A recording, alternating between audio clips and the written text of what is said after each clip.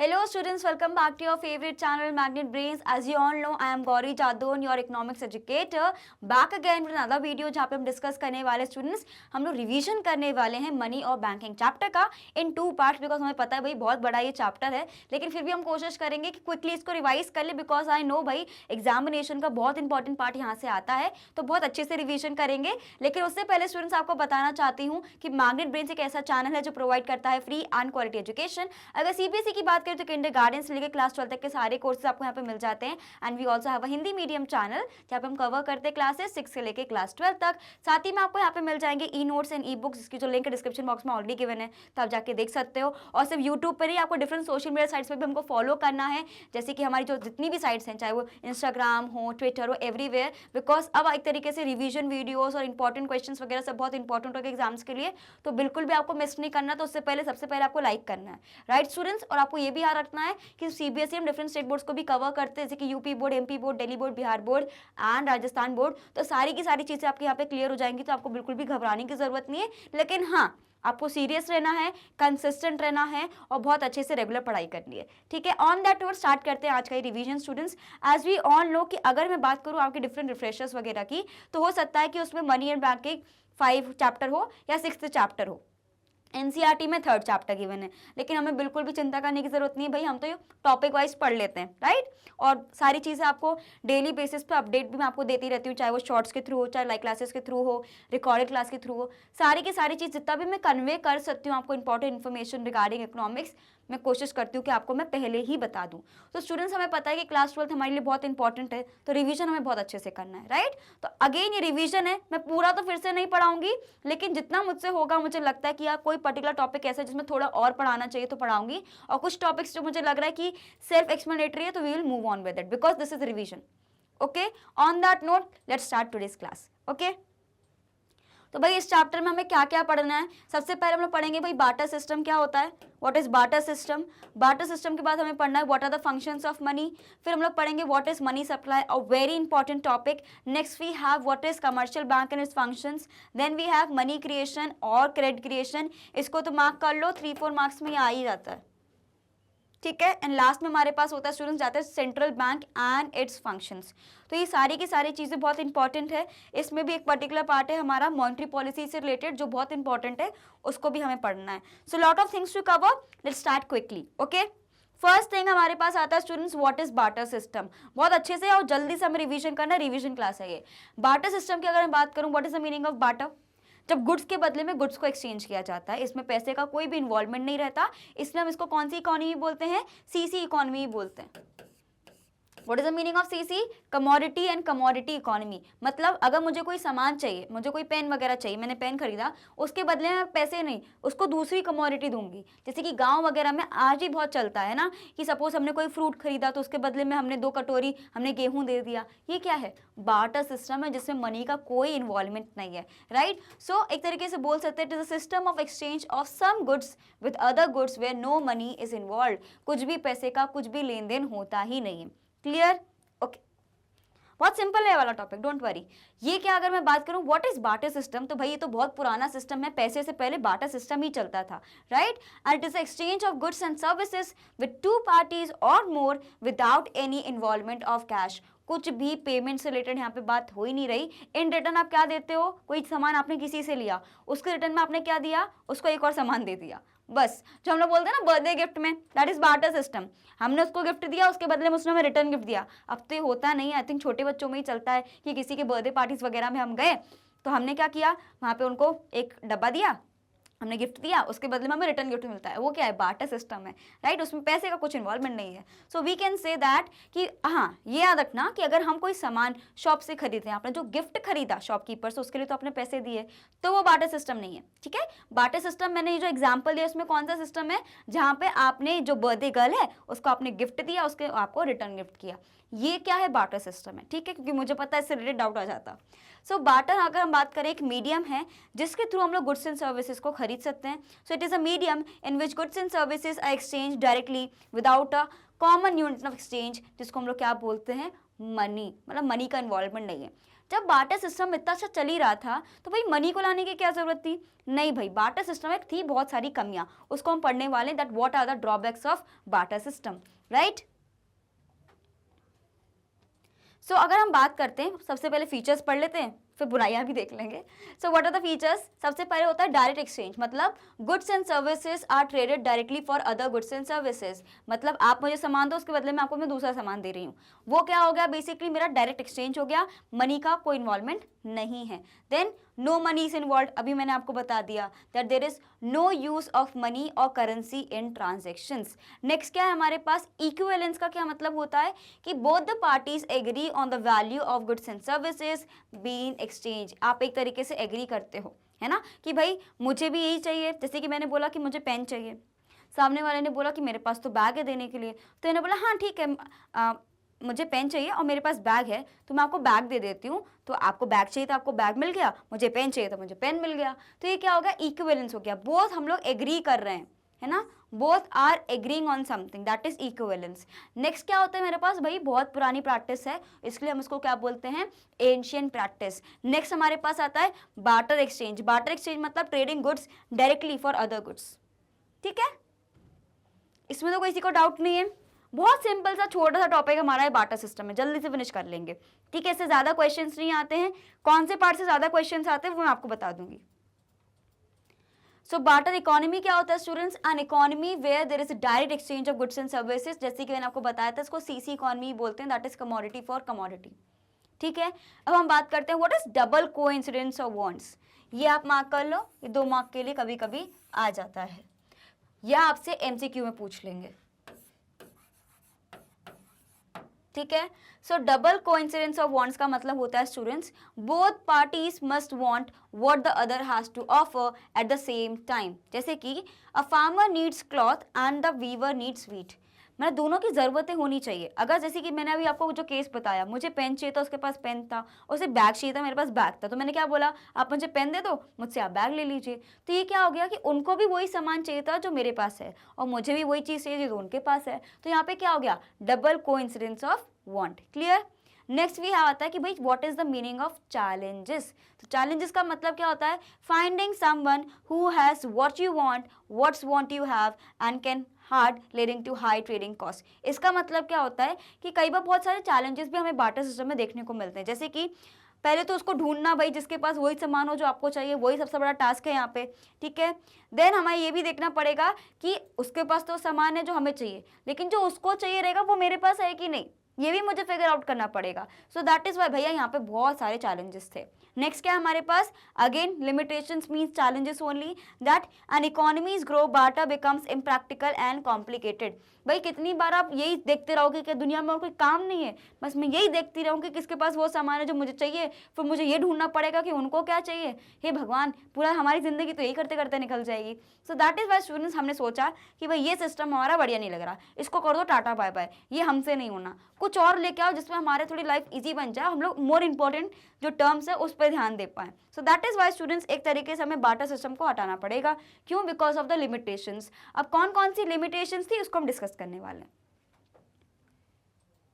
सो barter system के जैसे कि मैंने आपको बताया जो फीचर्स हैं, आप इस तरीके से भी ग्राफ्स वगैरह अपने डेफिनेटली अपने कॉपी से बनाइएगा, ये तो हमें याद भी जल्दी हो जाता है, ब्यूटीफुल भी लगता है, प्लस पेपर प्रेजेंटेशन भी आपका अच्छा होता है, राइट। तो अगर मैं बात करती हूँ students what is barter system, तो बार्टर सिस्टम में म्यूचुअल बेनिफिट होना चाहिए, रेसिप्रोकल होता है, एब्सेंस ऑफ मनी होता है, इनफॉर्मली होता है, और बायलैटरल भी हो सकता है और मल्टीलैटरल भी हो सकता है, मतलब 2 लोग भी इन्वॉल्व हो सकते हैं और 2 से ज़्यादा भी इन्वॉल्व हो सकते हैं।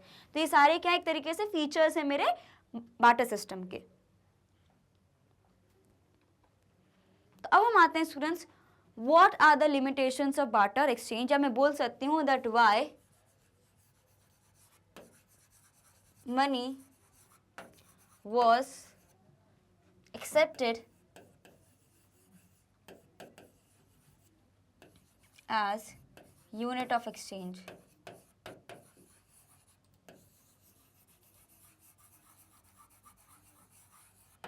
ठीक है, तो ये वाले पार्ट का आप स्क्रीनशॉट जरूर लेंगे, बिकॉज अभी तक मैंने आपको स्क्रीनशॉट लेने के नहीं बोला क्योंकि मुझे पता था कि वो बहुत इजी पार्ट है, लेकिन ये वाला थोड़ा डिफिकल्ट है और इंपॉर्टेंट भी है, तो आप इसका स्क्रीनशॉट जरूर ले लीजिएगा। ओके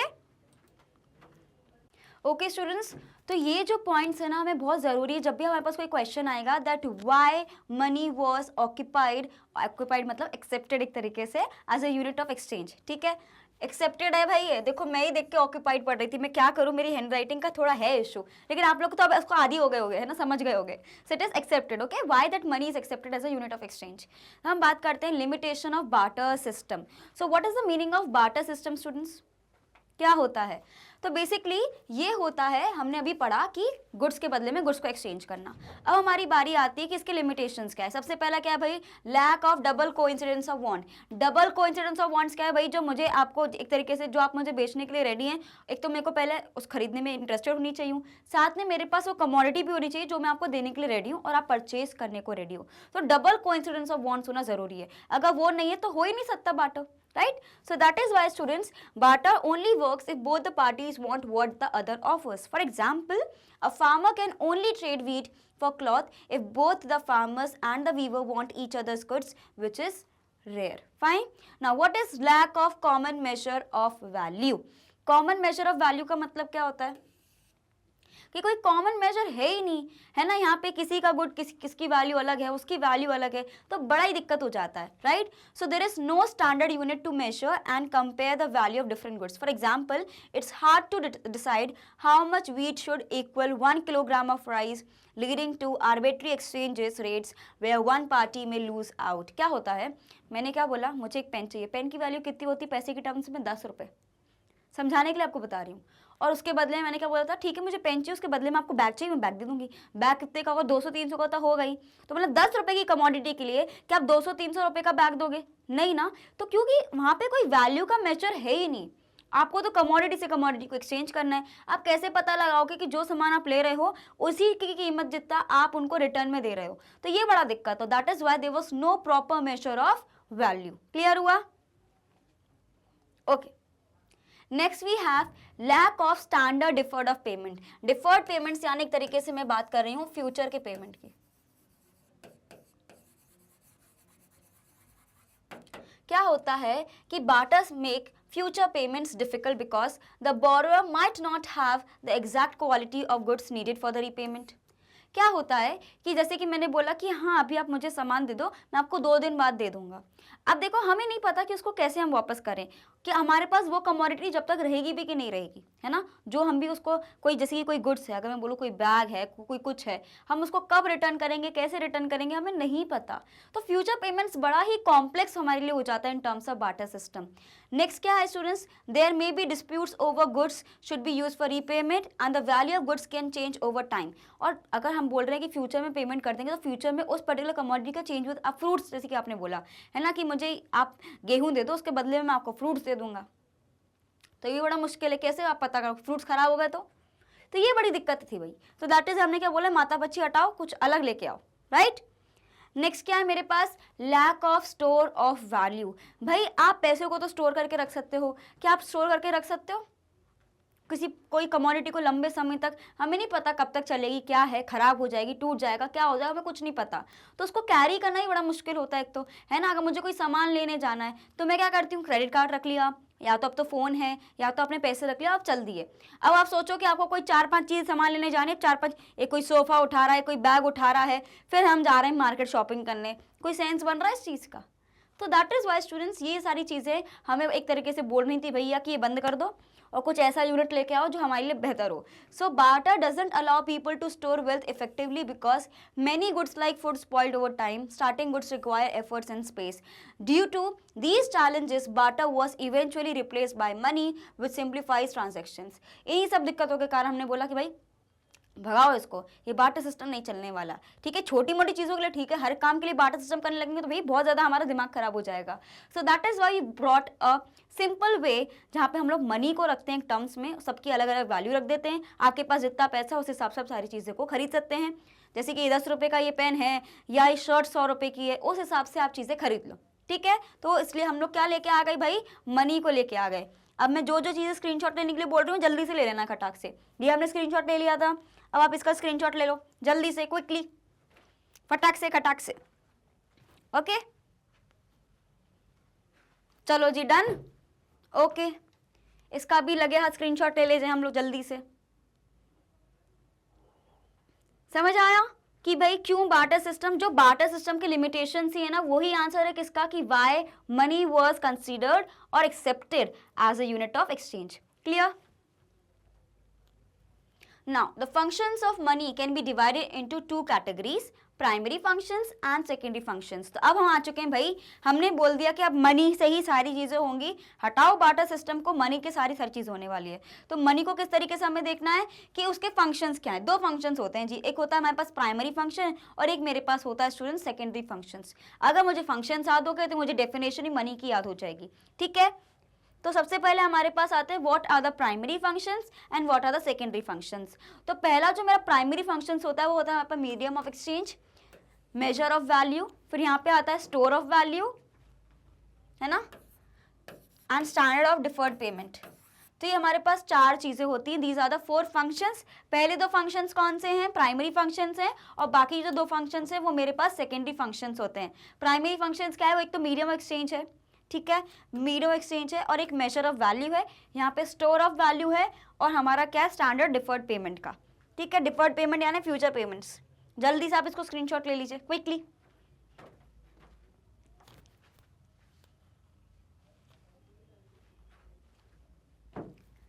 डन, खटाखट, समझ आया सब? ओके, पहला फंक्शन देख लेते हैं प्राइमरी फंक्शन का। पहला फंक्शन कौन सा हमारे पास, मीडियम ऑफ एक्सचेंज। उसमें मीडियम एक्सचेंज क्या था कि हम लोग गुड्स के बदले में गुड्स ही देते थे, ठीक है, लेकिन अब क्या होगा, गुड्स के बदले में हम लोग मनी वापस करेंगे।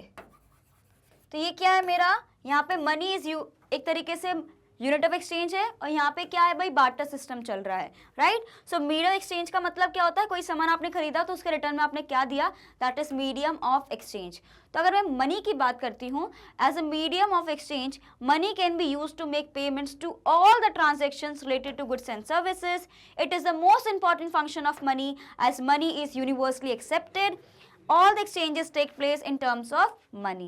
So this function of money eliminates, यानी एक तरीके से हटा देता है, the major problems of double coincidence of wants and the problems related to barter system. तो भाई यहाँ पे डबल कोइंसिडेंस ऑफ वांट का कोई दिक्कत ही नहीं है कि भाई आपको क्या चाहिए, मुझे क्या चाहिए, कुछ नहीं। हाँ, आपके पास पैसा तो आप ये सामान ले जाओ, वरना आप जाओ, सिंपल सी बात है। सो मीडियम एक्सचेंज का क्या होता है कि आप कमोडिटी में जो एक्सचेंज करते हो उसके बदले में आप उनको पेमेंट में कैश देते हो या पैसे देते हो, मनी का यूज हो रहा है। क्लियर, समझ आया? जल्दी से इसका स्क्रीनशॉट ले लीजिए क्विकली, ये इंपॉर्टेंट है, दैट इज वाई स्क्रीनशॉट लेने के लिए बोल रहा है। डन, ओके, इसका भी आप स्क्रीनशॉट नहीं, अभी इसका मत लो, सेकंड वाले पार्ट का लेना। So this function of money facilitates the trade in an economy and allows purchase and sale to be conducted independent of each other. Money itself does not have the power to satisfy human wants. However, it commands the power to buy goods and services which can satisfy. हमने क्या बोला भाई, money सब कुछ नहीं होता लेकिन बहुत कुछ होता है, राइट। सो दैट इज वही वाली चीज यहाँ पे बोली गई है। तो मनी के थ्रू आप अपनी वॉन्ट्स को सेटिस्फाई कर सकते हो। सो imagine you want to buy a chocolate bar and a notebook, and the chocolate bar cost ₹10 and the notebook cost ₹50. So if you have money, you can buy it. Right? So in this case, money helps you to understand the value of each item. कि भाई 50 रुपए का notebook है, 10 रुपए की chocolate है, right? So it shows how much you need to pay for each item. हमें money बताता है कि हमें किस कमोडिटी के लिए कितना हमें पे करने की जरूरत है, right? So this way, money act as a measure of value, simplifying transactions and helping you manage your expenses. तो हर चीज की वैल्यू है, तो एक तरीके से measure of value भी हमारा यहाँ पे आ जाता है। क्लियर? सो मीडियम एक्सचेंज है और मेजर ऑफ वैल्यू है, बिकॉज हर एक चीज की एक पर्टिकुलर वैल्यू है, उसके अकॉर्डिंगली हम सारी चीजें कर सकते हैं। ठीक है, so what is major of value? As a measure of value, money works as a common parameter in which the value of every good and service is expressed in monetary terms. यानी हर एक चीज को हमने पैसों के बल पे तोला है, उसके अकॉर्डिंगली हर एक पर्टिकुलर कमोडिटी को हमने पैसे में रख दिया है। अब जिसके पास जितना मनी उसके अकॉर्डिंगली वो परचेज कर सकते हैं। ठीक है, so this function of money helps in maintaining the business accounts which would be imposed otherwise. That is why it helps in determining the relative prices of goods and services. Due to this, it is also known as a unit of account और unit of exchange. ठीक है, for example India rupees is the unit of account, America में dollar चलता है, right. सबकी अपनी अपनी currency होती है। जल्दी से इसका स्क्रीनशॉट ले लीजिए। Done, Now, by limiting the value of all goods and services to a single unit, it becomes very easy to find out the exchange ratio between them to compare the prices. जब आपके पास आप money के basis पे comparison करते हो तो आपके लिए बहुत इजी हो जाता है, उसी चीज़ को यहाँ पे पूरा बताया गया है. क्लियर? नेक्स्ट क्या है हमारे पास, तो दो फंक्शंस हो गए मेरे पास, कौन कौन से भाई, medium of exchange and measure of value. Next क्या है मेरे पास, standard of deferred payment. Deferred payment का मतलब होता है फ्यूचर पेमेंट्स. हमने पढ़ा है एक तरीके का लिमिटेशन है किसका, बार्टर सिस्टम का, कि भाई फ्यूचर पेमेंट्स हम नहीं कर सकते, लेकिन मनी में तो आराम से कर सकते हैं. आप सभी देखते हो कि हम EMIs भरते हैं, प्रीमियम्स भरते हैं, लोन लेते हैं, इंटरेस्ट वगैरह सारी चीज़ें हमने देखा एक तरीके से कि हम लोग फ्यूचर पेमेंट्स बहुत आसानी से कर लेते हैं in terms of money. Money को कैरी करना ही बड़ा ईजी हो जाता है, right. So that is why money allows us to make payments now और in the future. And for example, if you borrow 1,000 for a friend, आपने 1,000 rupees bye करे and you will need to pay it back later, often with interest, है ना, interest के साथ आपको pay करना पड़ेगा. Money makes it easy to handle these future payments and this function of money helps in creating financial institutions. Money की वजह से तो बैंक्स वगैरह सब बने, राइट. अगर हम लोग बार्टर सिस्टम करते तो बैंक की जरूरत ही नहीं पड़ती.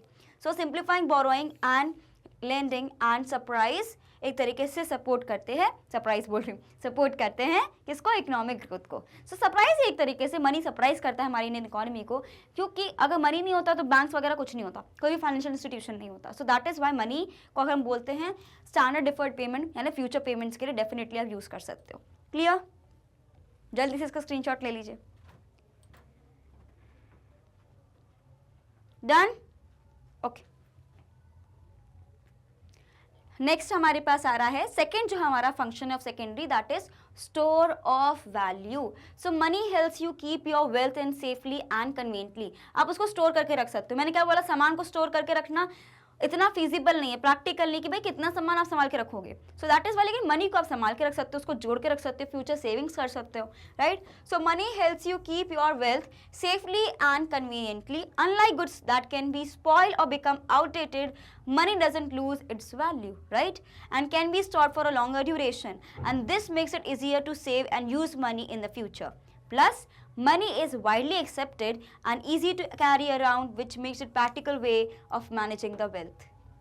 Screenshot ले लीजिए जल्दी से. Okay students, done? So, ये हमने सारी चीजें पढ़ ली. तो अगर हम बात करते हैं, so money जो है हमारा एक तरीके से ओवरकम कर लिया है drawbacks of the barter system. अगर हम बात करते हैं मीडियम एक्सचेंज की स्टूडेंट्स, तो यहाँ पे डबल कोइंसिडेंस ऑफ बॉन्ड्स का एक तरीके से बार्टर सिस्टम ने जो दिक्कत थी वो मनी ने दूर कर दी. That you need to find someone who wants what you want, यानी डबल कोइंसिडेंस ऑफ बॉन्ड जो था यहाँ पे टाटा बाय बाय हो गया, राइट.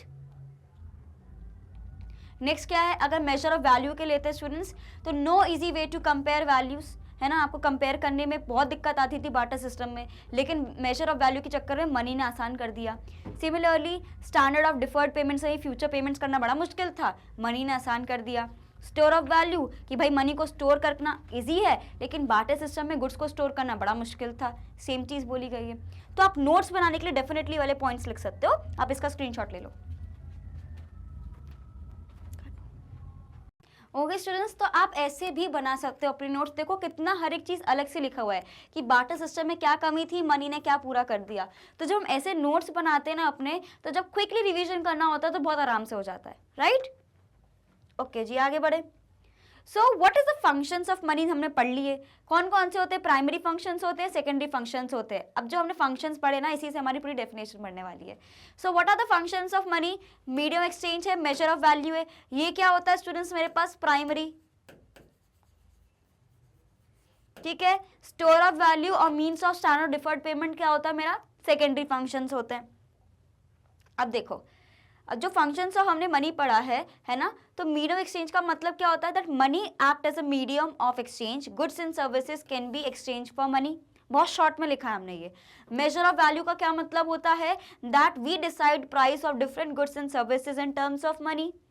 फिर स्टोर ऑफ वैल्यू का मतलब होता है that money can be saved and stored for the future generations. And standard deferred payment का मतलब होता है कि payment to be made in future में अगर हमें कोई पेमेंट करना है, so we know the amount to be paid, right. एक बार इसका स्क्रीनशॉट ले लीजिए तो आपको बहुत आसानी से अपने नोट्स बनाने में हेल्प मिलेगी.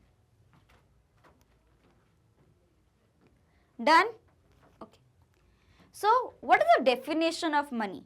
हमने अभी तक पढ़ लिया, मैम आपने डेफिनेशन नहीं पढ़ाई। सबसे पहले डेफिनेशन पढ़ाते हैं, फिर मैम टाइप्स पढ़ाते हैं और फंक्शंस पढ़ाते हैं। आपने पहले हमें पढ़ा दिया पूरा का पूरा एक तरीके से फंक्शंस, फिर आप डेफिनेशन पढ़ा रहे हो, क्यों? अब देखो, तो अगर हम बात करते हैं, money is a medium of exchange, measure and store of value and means for standard deferred payment. ये हमने क्या पढ़ा? दीज आर द फंक्शंस, कि भाई मनी क्या है? एक मीडियम ऑफ एक्सचेंज है, ठीक है, measure and store of value है, और क्या है? Means of standard deferred payment है, right? So that is why we can say that goods and services can be exchanged because of money. ठीक है, we can decide the price of different goods because of money has value. Store of value मतलब हम लोग store करके रख सकते हैं longer duration के लिए, और फ्यूचर पेमेंट्स भी हम डेफिनेटली कर सकते हैं। समझ आया? जल्दी से स्क्रीनशॉट लेना है, ये आपका पूरा का पूरा डेफिनेशन है। Okay, done? So we can say that money is used to cover all such things like coins, currency notes, ठीक है, checks etc. which are used to conduct business transactions and settlement of business claims. It must be noted that money can be any commodity chosen by the common consent as a measure of exchange. है ना? जैसे कि money भी हमने उसका नाम क्या दिया है, सब ने उससे एग्री किया तो हमने उसका नाम मनी रख दिया। तो जो जिस पे सब एग्री हैं, जिसमें सबकी कंसेंट हो, कॉमन कंसेंट हो, उसको हम एक तरीके से इंस्ट्रूमेंट बना लेते हैं या यूनिट बना लेते हैं, है ना? इंस्ट्रूमेंट या यूनिट बना लेते हैं, ठीक है, of exchange of goods and services. So that is why हमने क्या पढ़ा अभी तक? बार्टर सिस्टम क्या होते हैं, उसकी लिमिटेशंस क्या होती है, मनी ने क्यों बार्टर सिस्टम को रिप्लेस किया, और मनी का क्या डेफिनेशन है और फंक्शंस है। कि ये सारी चीजें क्लियर हो गई? अगर क्लियर हो गई स्टूडेंट्स तो जल्दी से सबसे पहले आपको लाइक करना है, कॉमेंट में बताना है कि कैसा लग रहा है आपको पूरा session. Okay, so now what is money supply? Very very important, इसको स्टार मार्क कर लो। तो सबसे पहले कुछ पॉइंट्स आपको बता रही हूँ कि मनी सप्लाई, पहले तो हमारा स्टॉक का कॉन्सेप्ट है। स्टॉक कॉन्सेप्ट मतलब ये एक तरीके से स्टैटिक है, eight a particular point of time की बात करता है। सो मनी सप्लाई क्या होता है? Total stock of money in circular, यानी सर्कुलेशन, मैंने लोगों के पास जो मनी है, with public, very important, with public at a particular point of a time. You have to learn this definition by heart. तो आपको बस इतना याद रखना है कि जो मनी सप्लाई होता है स्टूडेंट्स, ये क्या है? एक स्टॉक कॉन्सेप्ट है, और हम किसकी बात कर रहे हैं? मनी विद पब्लिक की।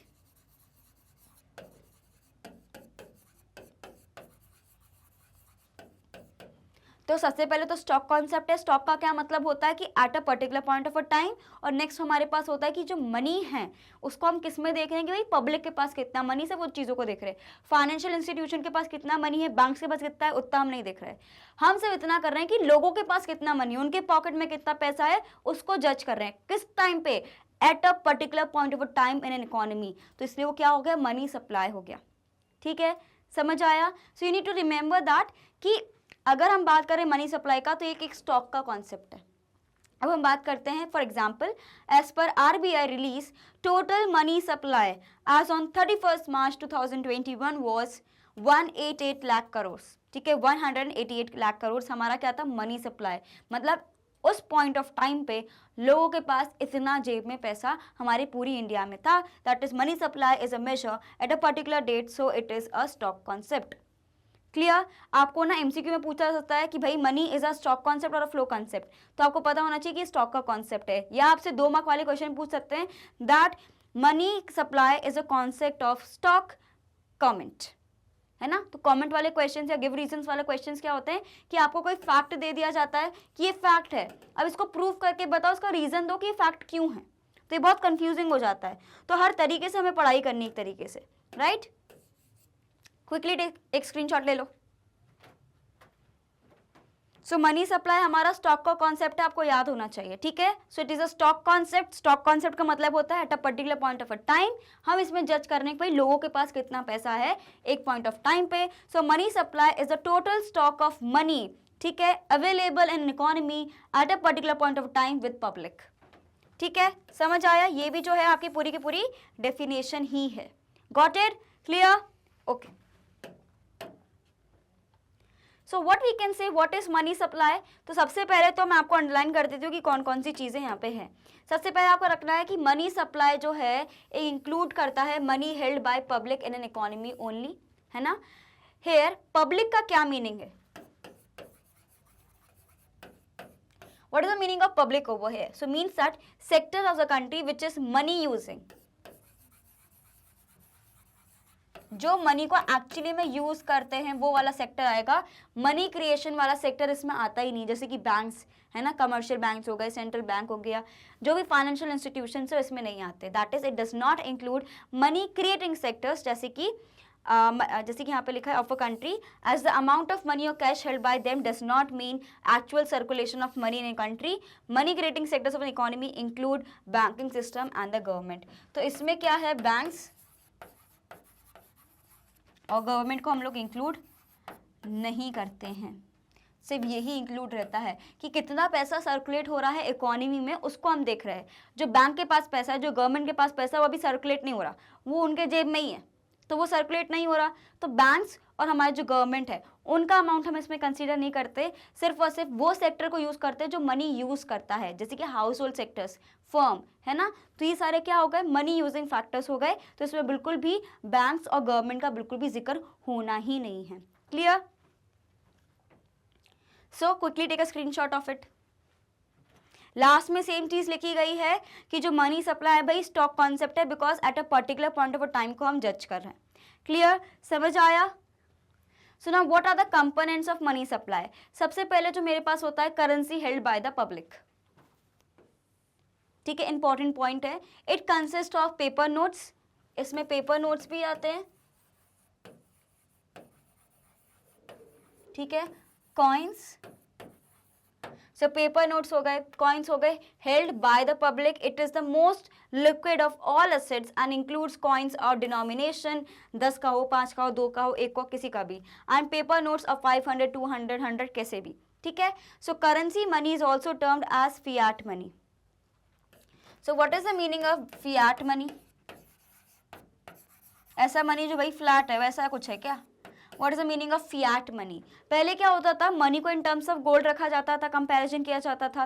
लेकिन फियाट मनी का क्या मतलब होता है स्टूडेंट्स? यहाँ पे जो हम कंपैरिजन कर रहे हैं वो क्यों है? बिकॉज लॉ ने बोला है, हमें गवर्नमेंट पे ट्रस्ट है, तो हम फेथ से वो सारी चीजें कर रहे हैं. So that is why fiat money is defined as the money which is under the fiat or order from the government. Government ने ऑर्डर किया इसलिए हम उस चीज पे बिलीव कर रहे हैं. वरना तो कोई भी पेज फाड़ के बोल दे 10 रुपए का नोट है तो मैं मान जाऊंगी क्या? नहीं, गवर्नमेंट से ऑथराइज होना चाहिए तभी मैं उसको 10 रुपए का नोट मानूंगी. सो दैट इज वाई यहाँ पे क्या लिखा है, fiat money is defined as a money which is under the fiat or under the control of the government to act as a money. That is under law. It must be accepted for all the debts.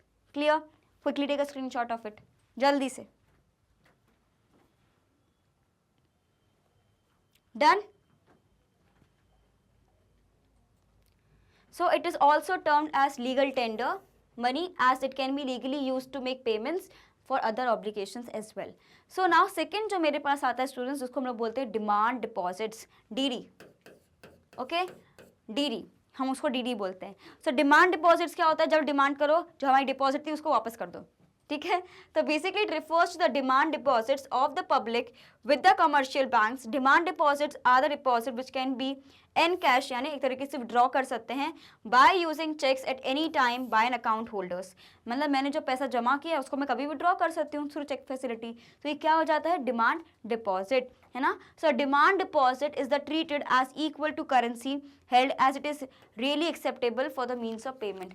आप बोलोगे ये भी तो bank में है, लेकिन हम उसको कभी भी निकाल सकते हैं फॉर सर्कुलेशन, राइट? क्योंकि हमारा खुद का पैसा है ये. So that is it is held by the public, तो इसको भी हम इंक्लूड करते हैं. सो डिमांड डिपॉजिट्स भी इंक्लूड होते हैं. Clear? Quickly take a screenshot of it.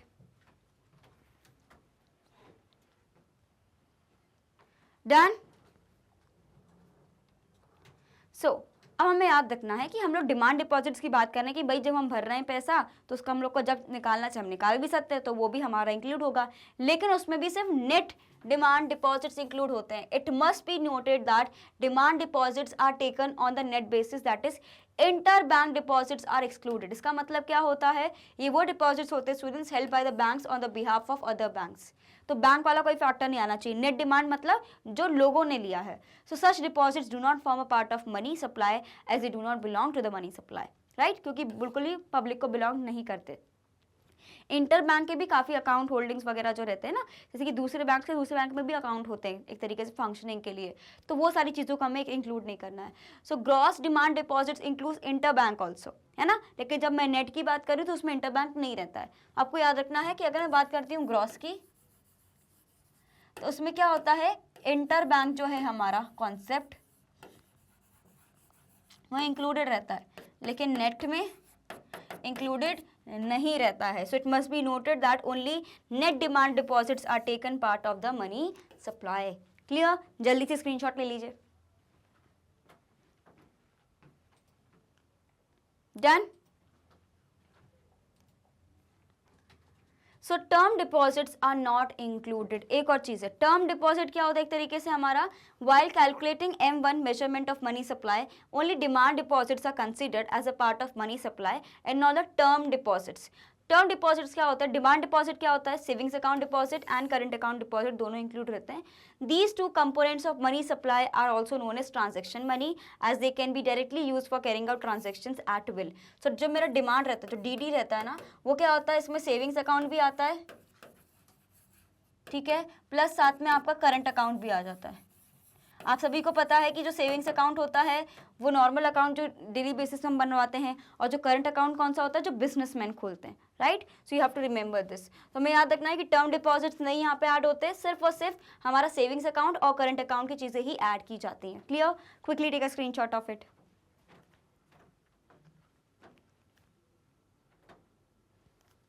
Done. So what are the measures of money supply?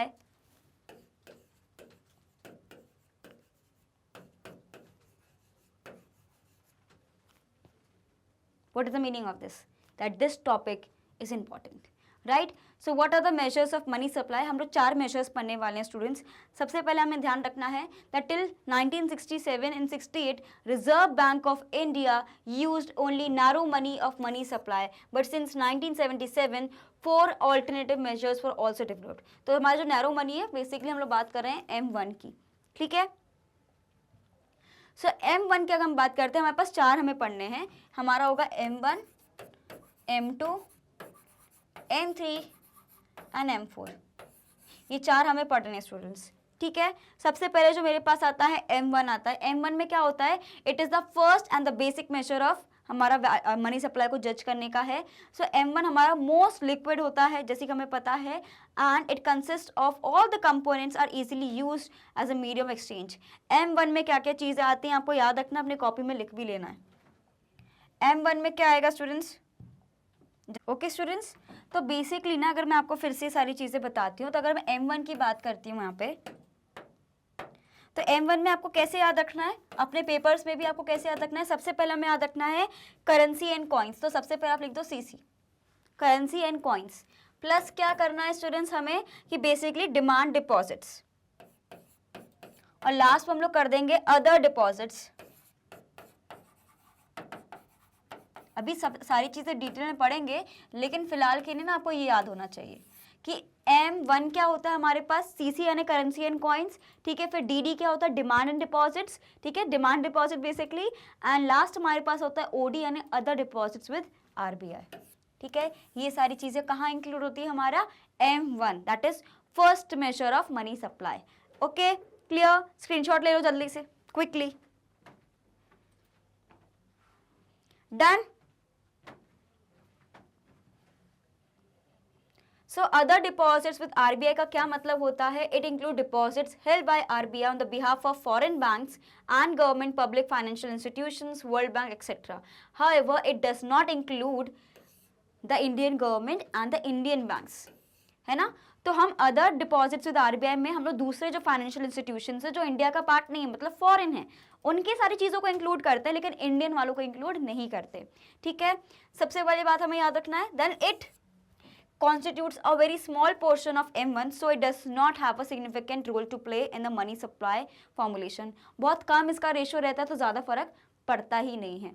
तो बस आपको इतना याद रखना है कि M1 क्या होता है स्टूडेंट्स, मेरे पास CC plus DD plus OD with RBI।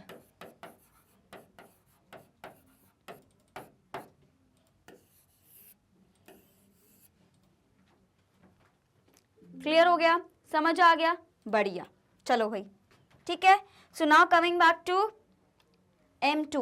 M2 क्या होता है, इसको भी याद रखने का तरीका रखना है। सबसे पहले तो M1 आ जाएगा, ठीक है। M1 मतलब वो तीनों की तीनों चीजें आने वाली है, CC plus DD plus OD, ये सारी चीजें आ गई।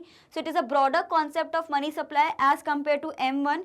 इन addition to M1 it also includes saving deposit with post, हमारा जो रहता है ना पोस्ट ऑफिस, तो हमें याद रखना है saving deposits with post office.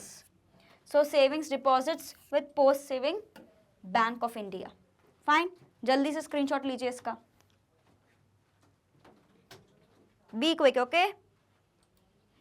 सो हमने पहले क्या पढ़ा था भाई कि M1 में क्या आया था, M1 में आया था मेरे पास CC प्लस हमारा आया था DD प्लस आ गया था हमारे पास OD विद RBI, ठीक है। जब मैं आपको M2 पढ़ा रही हूँ तो इसमें क्या आ रहा है, M1 आ रहा है plus SD with post office savings bank, आप ऐसे भी लिख सकते हो, जो आपको फिजिबल लगे, जो आपको याद रहे।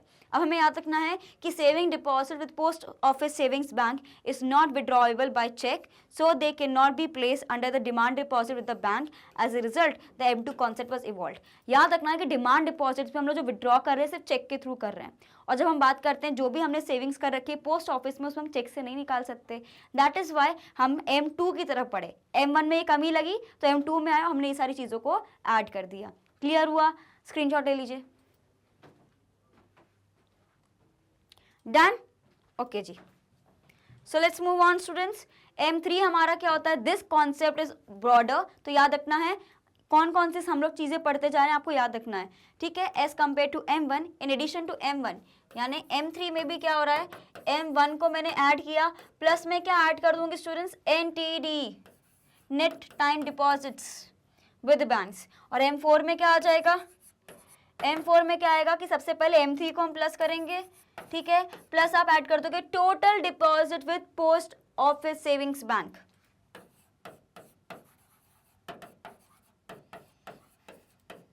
लेकिन इसमें हमारा जो नेशनल सेविंग सर्टिफिकेट है ये इंक्लूड नहीं होता है, तो ये चीज आपको ना याद रखनी है, इंपॉर्टेंट है। Quickly take a screenshot of it. Short forms मैंने लिख के बताएं जिससे आपको याद हो पाए, अपने आप को ऐसे याद रखोगे तो पेपर में आपको भूलोगे नहीं, ठीक है। सो ये हमने कंपैरेटिव चार्ट बनाया आप सभी के लिए। सबसे पहला क्या होता है M1 में क्या आता है, CC क्या होता है, ये currency and coins with the public. Then demand deposits क्या होता है, DD, और लास्ट में हमारे पास क्या होता है, अदर डिपॉजिट्स विद RBI, ठीक है। वहीं पे जब मैं बात करती हूँ M2 की, तो M1 प्लस करने के बाद मैं क्या ऐड कर दूंगी स्टूडेंट्स, यहाँ पे सेविंग डिपॉजिट्स विद RBI, है ना, with sorry post office bank, sorry SD with post office bank. Similarly जब हम बात करते हैं यहाँ पे हमारे M3 की, तो उसमें भी हम लोग M1 को ऐड करते हैं, हम लोग ऐड कर देते हैं NTD। यहाँ पे M4 में क्या होता है, M3 को ऐड किया, साथ में टोटल डिपॉजिट्स किसके साथ भाई, पोस्ट ऑफिस के साथ हमने ऐड कर दिए। लेकिन इसमें हमारा जो NSE है ना, जो हमारा नेशनल सेविंग सर्टिफिकेट है, उसको हम लोग नहीं इसमें इंक्लूड करते। Fine, quickly take a screenshot of it, फटाक से, done. So let's understand what is the importance of money supply, or what are the important facts of money supply. So the four measures of money supply represent different degrees of liquidity, with M1 being the most liquid and M4 being the less liquid. यानी liquidity मतलब जिसको आप तुरंत cash में convert कर सकते हो, तो M1 वाला जो है मेरा सबसे ज़्यादा लिक्विडिटी वाला है, और M4 वाला जो है मेरा सबसे कम लिक्विडिटी वाला है। So M3 is widely known as a measure of money supply, जिसको हम लोग aggregate monetary resources of society भी बोलते हैं। M1 and M2 are generally known as narrow money, याद रखना है M1 M2 नैरो मनी और M3 M4 ब्रॉडर मनी, ठीक है, यहाँ पे लिखा होगा, yes. So reserve bank of India release data of money supply in India, ये भी MCQ में आता है, that who releases the data of money supply. तो आप स्टैटिस्टिकल डेटा या आप कुछ अलग से मत लिख देना, सिंपल लिखना RBI। Clear, quickly take a screenshot of it, done. So now let's understand with example कि कैसे हम लोग कैलकुलेट कर सकते हैं मनी सप्लाई को। हमें एक न्यूमेरिकल गिवन है। Now we will see how will calculate money supply. सबसे पहले क्या होता है, हमें याद रखना है कि M1 क्या होता है भाई, M1 होता है CC प्लस DD, ठीक है, प्लस OD विद RBI। तो आपको पता है CC में हमारे पास क्या आ जाएगा 84,000, डिमांड डिपॉजिट बैंक्स में हमारे पास 68,000 आ जाएगा, अदर डिपॉजिट RBI हमारे पास 3612 आ जाएगा। ठीक है, तो इन सबको जब मैं ऐड करूंगी तो मेरे पास M1 आ जाएगा, और जैसे ही मेरे पास M1 आएगा तो मैं बाकी सारी चीज़ों को भी कैलकुलेट कर सकती हूँ, राइट। अब सिमिलरली जब मुझे M2 कैलकुलेट करना रहेगा तो उसमें जो मेरे पास M1 की वैल्यू आएगी उसमें मैं क्या ऐड कर दूंगी, एक तरीके से स्टूडेंट्स में ऐड कर दूंगी मेरे पास जो हमारा एक तरीके से सेविंग्स जो होते हैं, है ना, सेविंग्स वगैरह जो होते हैं उसको मैं ऐड कर दूंगी।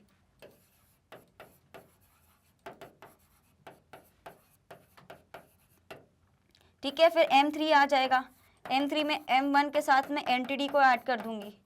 ठीक है, और M4 में मैं क्या कर दूंगी, एक तरीके से M3 में ऐड कर दूंगी टोटल डिपॉजिट्स को।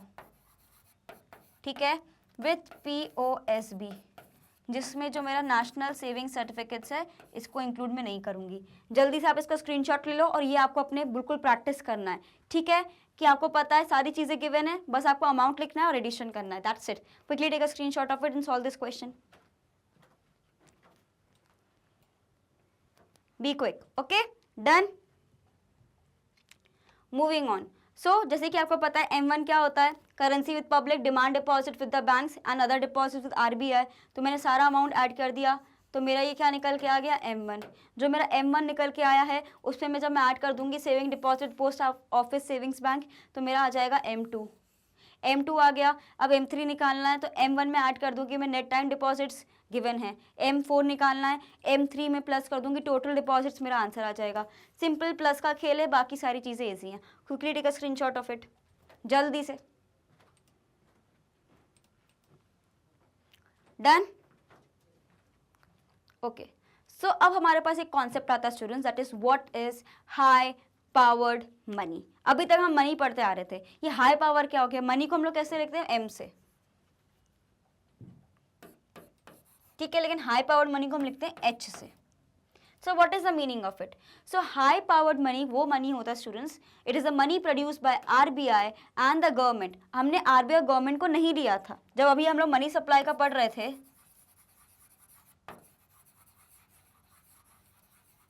हमने दो चीजें पढ़ी थी। एक हमारे पास क्या होता है मनी यूजिंग सेक्टर,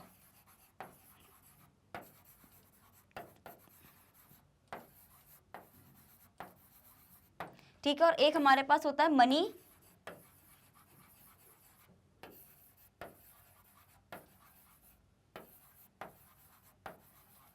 जिसमें आपका आता है गवर्नमेंट्स एंड बैंक्स, ये हमने पढ़ा था। अब जब ये वाली चीजें मैंने इंक्लूड करी थी, ठीक है, तो ये क्या हो गया था मनी। तो अब जब मैं ये वाली चीजों को ऐड कर दूंगी तो ये क्या हो जाएगा हाई पावर्ड मनी, क्योंकि भाई यहाँ पे हाई अथॉरिटीज आ रही है तो हाई पावर तो हो गई। So what we can say that इसमें currency held by the public तो ऐड होता ही है, लेकिन साथ में cash reserves with the banks को भी हम एक तरीके से होल्ड करते हैं। So it is the money produced by the RBI and the government. Clear हुआ, तो आपको याद रखना कि इसमें बेसिकली जो कैश रिजर्व्स मेरे पास हैं जो कि हमारे डिफरेंट बैंक्स में, उसको भी मैं इंक्लूड करती हूँ। सो दैट इज वाई इसको हम लोग क्या बोलते हैं high powered money. Clear, so what is money versus high powered money? Money consists of currency and demand deposits, while high powered money consists of currency and cash reserves with the bank. It means that the currency held by the public is common in both the categories, लेकिन difference क्या आ रहा है, it includes demand deposit of the bank, while high powered जो money रहता है इसमें cash reserves with the bank को भी हम ऐड करते हैं, और जो हमारा हाई पावर्ड मनी होता है उसको हम H से डिनोट करते हैं और M को डिनोट करते हैं हम लोग मनी से। ठीक है, तो ये आपको याद रखना है और उसका स्क्रीनशॉट लेना है।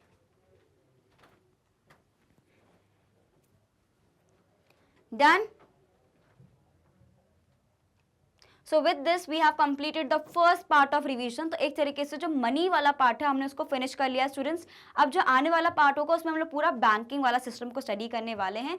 तो you have to revise this thing, और साथ में आप जो भी आपको कोई कॉन्सेप्ट समझ नहीं आता, बिकॉज ये रिवीजन वीडियो है स्टूडेंट्स, तो उस केस में जो हम लोग कवर कर चुके हैं रिकॉर्डेड वीडियोस आपने देखे होंगे, डेली बेसिस पर डलते हैं, उसको जाके आप देख सकते हो। उसकी प्लेलिस्ट आपको हमारे वेबसाइट या एप्लीकेशन पे जाके मिल जाएगी। आप सीधे वहाँ पे सर्च करो, ठीक है, इकोनॉमिक्स सर्च करो, आपको मेरी पूरी प्लेलिस्ट दिख जाएगी। आप जाके कंटेंट को, जो भी कॉन्सेप्ट है उसको आराम से पढ़ सकते हो। Because this was a revision class, तो मैंने थोड़ा फास्ट पढ़ाया है। Fine, so part 1 is completed. Part 2 आपका जल्द आ जाएगा स्टूडेंट्स। तो आपको रिवीजन करते रहना है, because I want you to score really well in examinations, right. और 12th स्टैंडर्ड है तो बिल्कुल भी रिस्क नहीं लेना है। We are trying our best and you also have to give your best, as you all know students, because we try कि हम आपको बेस्ट क्वालिटी एजुकेशन प्रोवाइड करें, वो भी फ्री ऑफ कॉस्ट में, है ना। बस आपको क्या करना है, you have to support us. अगर आपको वीडियोस अच्छे लग रहे हैं, आपको कॉन्सेप्ट समझ आ रहा है, तो you should definitely support us. आप लाइक करो, सब्सक्राइब करो, शेयर करो, है ना, बिकॉज एक तरीके से this is the only way of motivating, है ना। आप एक तरीके से हमें मोटिवेशन देते हो, राइट। और अगर हम बात करते हैं सीबीएसई के स्टूडेंट्स, तो आपको पता है कि किंडरगार्टन से लेकर क्लास 12 तक आपको यहाँ पे सारी चीज़ें मिल जाती हैं। हमारा हिंदी मीडियम चैनल भी है जहाँ पे हम कवर करते हैं क्लासेस आप सभी के लिए, क्लास 6 से लेकर क्लास 12 तक। और सीबीएसई ने डिफरेंट स्टेट बोर्ड्स को भी हम कवर करते हैं, जैसे कि UP board, MP board, Delhi board, Bihar board and Rajasthan board. और मैंने आपको पहले ही बताया है कि e notes and e books भी अवेलेबल हैं, जिसकी जो लिंक डिस्क्रिप्शन बॉक्स में गिवन रहती है, तो आप डेफिनेटली जाके चेकआउट कर सकते हो। और अगर आपको हर एक बेसिस की सारी चीज़ों की नॉलेज चाहिए, एक तरीके से अपडेट चाहिए, है ना, कि कब कौन सा रिवीजन आ रहा है, कब कौन सी क्लास है, तो उसके लिए आपको डेफिनेटली यूट्यूब के अलावा और भी डिफरेंट सोशल मीडिया साइट्स हो गए, जैसे कि ट्विटर, टेलीग्राम, व्हाट्सएप, एवरीवेयर आप फॉलो करके रखिए, ताकि कोई भी अपडेट आता है तो आपको पता चल जाए, right. So on that note students, keep learning, prepare your notes. कोई भी डाउट आता है you can ask me in the comment section. Hopefully आपको वीडियोस अच्छे लग रहे हैं, and thank you for watching.